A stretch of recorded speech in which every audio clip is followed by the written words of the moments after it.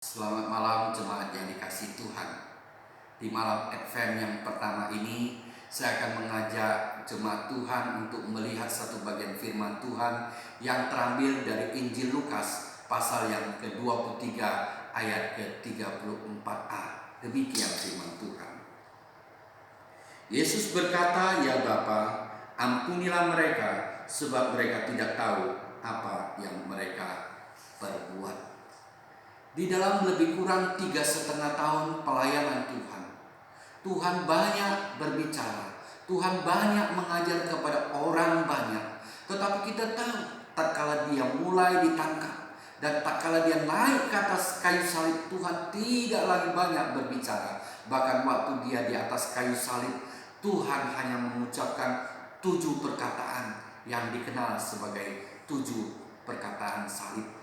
Dan hari ini saya akan mengajak jemaat Tuhan untuk melihat satu bagian firman Tuhan di dalam perkataannya yang pertama, yaitu, "Ya Bapa, ampunilah mereka, sebab mereka tidak tahu apa yang mereka perbuat."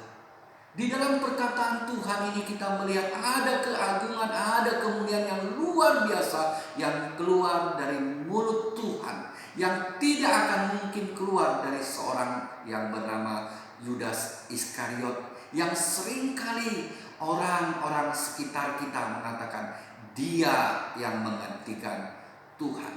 Jikalau ini yang keluar dari mulut Yudas, itu adalah sesuatu yang tidak akan mungkin kita temukan. Kita melihat bagaimana Tuhan mengucapkan perkataan ini di atas kayu salib. "Ya Bapa, ampunilah mereka."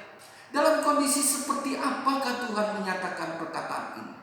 Kita tahu dalam kondisi bagaimana dia mengalami penderitaan, di dalam dia mengalami kesakitan yang luar biasa di atas kayu salib. Kita tahu bahwa salib adalah salah satu penghukuman yang paling kejam yang pernah dibuat oleh manusia. Satu penghukuman untuk membunuh seseorang secara perlahan-lahan dan sangat menyakitkan. Di dalam penderitaan yang begitu luar biasa inilah Tuhan mengucapkan perkataan ini, yaitu, "Ya Bapa, ampunilah mereka." Di dalam Matius pasal yang kelima, di dalam ayat yang ke-44, Tuhan mengatakan, "Kasihilah musuhmu dan berdoalah bagi orang yang menganiaya kamu." Kita melihat bagaimana Tuhan mengajarkan hal ini.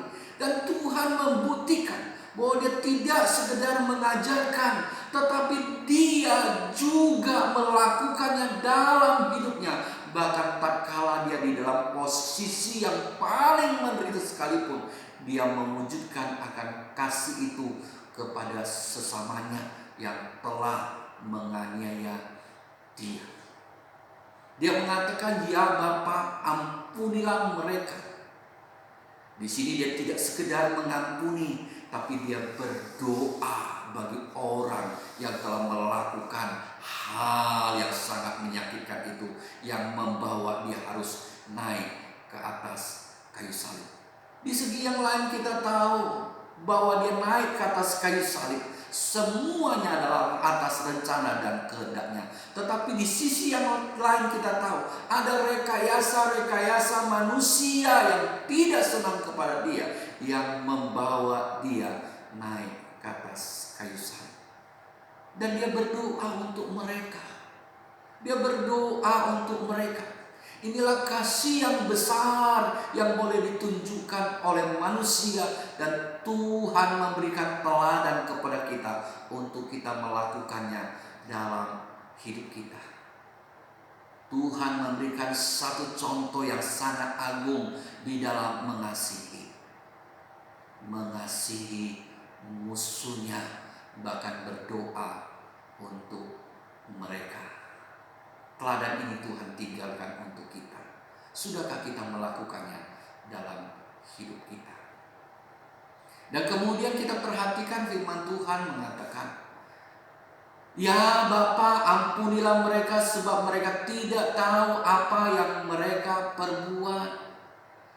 Tuhan mengatakan, "Ampunilah mereka, sebab mereka tidak tahu apa yang mereka perbuat. Apa maksud Tuhan mengatakan bahwa mereka tidak tahu apa yang mereka perbuat? Socrates mengatakan bahwa orang tidak akan melakukan kejahatan jikalau dia tahu orang yang melakukan kejahatan sebab dia tidak sungguh-sungguh tahu. Apa maksud Socrates di sini? Sangat jelas. Dia mau mengatakan bahwa orang yang melakukan kejahatan sebab dia tidak tahu kebenaran. Apakah kita bisa pegang pandangan ini? Walaupun kita tahu bahwa Socrates orang hebat, banyak pandangan-pandangannya yang baik, tapi untuk pandangan ini tentu kita dapat melihat kelemahan yang sangat mendasar. Karena kita tahu ada orang benar di dalam pengetahuannya yang banyak, tetapi di dalam tindakan justru kita melihat bahwa yang dia lakukan tidak sesuai dengan apa yang menjadi kebenaran yang dia pelajari, yang dia ajarkan, yang dia katakan. Kita ambil contoh pemimpin-pemimpin agama di zaman Tuhan yang merekayasa bagaimana supaya Tuhan Yesus naik ke atas kayu salib. Orang Farisi, ahli-ahli Taurat, imam-imam kepala. Mereka adalah pemimpin-pemimpin agama yang tahu kebenaran, tetapi mereka justru melakukan yang sebaliknya. Mereka melakukan rekayasa sedemikian rupa supaya Tuhan diadili, dan ujungnya adalah supaya Tuhan dihukum mati. Mereka memberikan orang-orang yang bersaksi palsu. Mereka melakukan rekayasa sedemikian rupa supaya Tuhan naik ke atas kayu salib. Orang Farisi, ahli-ahli Taurat, imam-imam, mereka tahu apa yang mereka perbuat. Mengapa mereka membenci Tuhan? Mengapa mereka tidak suka kepada Tuhan? Yang pertama, itu karena mereka iri dan dengki kepada Tuhan. Sebab Tuhan semakin hari semakin terkenal, Tuhan semakin hari semakin banyak pengikutnya. Mereka khawatir jika ini dibiarkan, maka mereka tidak ada lagi pengikut. Dan yang kedua, karena Tuhan sering menegur kesalahan dan dosa mereka. Tuhan seringkali menegur kemunafikan mereka. Dan yang ketiga, inilah yang paling serius, bahwa mereka melihat Tuhan menjadi satu hambatan untuk mereka memperkayakan diri dengan mempergunakan baik Allah. Mereka menjadikan sarana baik Allah untuk mereka merampok. Sehingga segan-segan Tuhan mengatakan, engkau telah menjadikan rumah Bapakku menjadi sarang penyamut. Mereka memakai baik Allah untuk merampoki jemaat Tuhan, umat Tuhan pada saat itu dengan cara mereka. Dan Tuhan menegur mereka dengan keras. Dan mereka melihat bahwa Tuhan sudah menjadi satu ancaman tersendiri bagi mereka. Mereka berusaha untuk mencari apa yang salah daripada Tuhan. Mereka membawa Tuhan kepada Hanas. Mereka bawa Tuhan kepada Kayafas, imam besar pada saat itu, untuk mencari kesalahan Tuhan. Tapi mereka tidak menemukannya. Akhirnya mereka memakai satu cara, yaitu mengatakan Tuhan telah menghujat Allah. Dengan demikianlah mereka membawa dia kepada Pilatus. Artinya mereka tahu apa yang mereka perbuat. Demikian juga Pilatus. 3 kali dia memeriksa Tuhan. Dan dia mendapatkan Tuhan tidak melakukan kesalahan. Dia tidak menemukan kesalahan Tuhan. Berulang kali dia mengatakan, aku tidak menemukan kesalahan daripadanya. Tapi atas desakan orang banyak, atas desakan daripada pemimpin-pemimpin agama mempergunakan orang banyak, akhirnya Pilatus harus membiarkan Tuhan naik ke atas kayu salib. Dia membiarkan Tuhan dihukum mati di atas kayu salib. Dan dia berusaha untuk mencuci tangannya, menandakan dia tidak terlibat di dalam hal ini. Tapi benarkah dia tidak terlibat? Bukankah semuanya itu atas persetujuannya? Sampai akhirnya Tuhan harus naik ke atas kayu salib. Jadi dia tahu. Demikian juga orang banyak. Orang banyak inilah yang kita melihat bagaimana pertama kali waktu Tuhan masuk ke Yerusalem, mereka berseru Hosana, Hosana bagi Sang Raja. Dalam pemikirannya bahwa Yesus Kristus Tuhan adalah Mesias yang akan memimpin mereka mendirikan satu kerajaan yang jaya.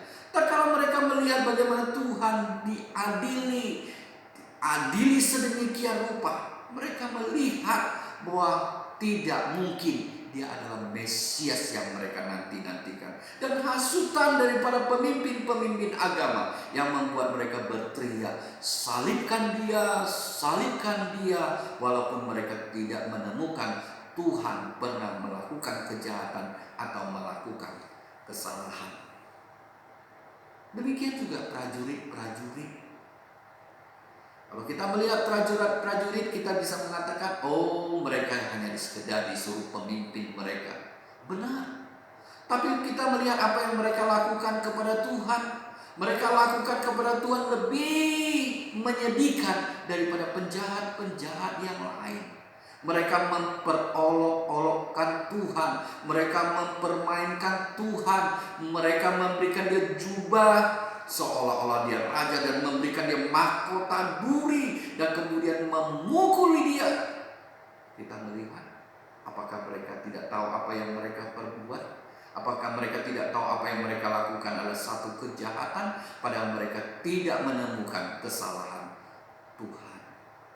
Jadi mereka tahu apa yang mereka perbuat. Kalau begitu, apa maksud Tuhan mengatakan, ya Bapa, ampunilah mereka, sebab mereka tidak tahu apa yang mereka perbuat.